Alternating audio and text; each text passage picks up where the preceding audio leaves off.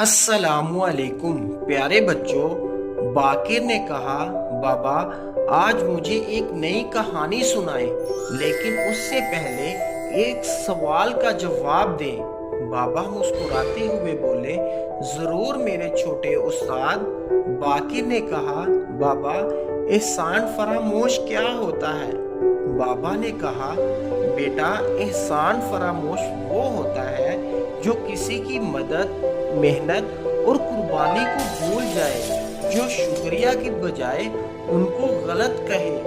बाकिर ने कहा, जैसे अगर कोई मेरा खिलौना ठीक करे और मैं उसे शुक्रिया ना कहूँ। बाबा ने कहा, बिल्कुल बेटा, तुमने बिल्कुल सही समझा।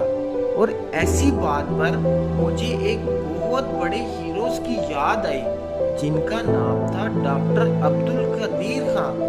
बाकिर ने कहा, ये कौन थे?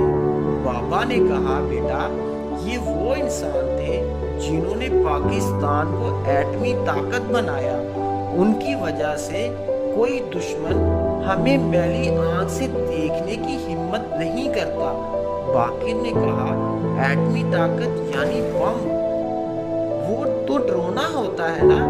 बाबा ने कहा, जी बेटा, लेकिन डॉक्टर अब्दुल कदीर खान ने बम इसलिए नहीं बनाया कि वो किसी को नुकसान पहुंचाए, बल्कि इसलिए बनाया कि कोई हमें नुकसान ना पहुंचा सके। ये ताकत हमारी हिफाजत के लिए है, ना कि तबाही के लिए।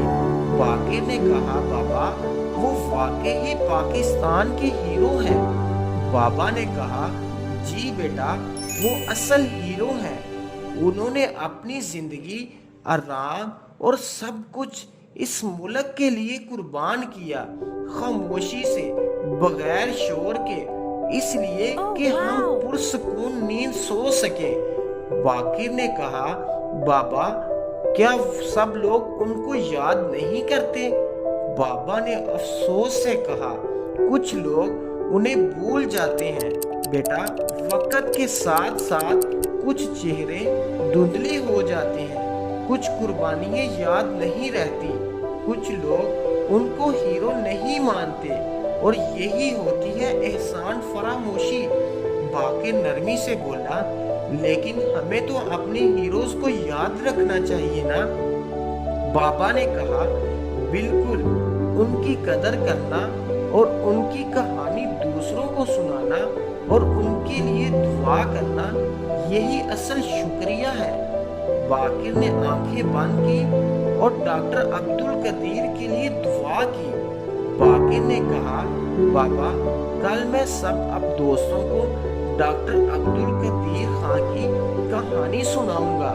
बाबा ने कहा, शाबाश मेरे बेटे, जो अपने हीरोज को याद रखते हैं वही इज्जत पाते हैं। इख्तिताम पर वालिदैन और उस्ताज़ा के लिए ये कहानी सिर्फ डॉक्टर अब्दुल कदीर खान की नहीं, बल्कि हर उस शख्स के लिए जो खामोशी से हमारी बेहतरी के लिए सब कुछ कुर्बान करता है। हमें चाहिए कि हम अपने बच्चों को सिखाएं शुक्रिया और याद रखना और सच्चाई।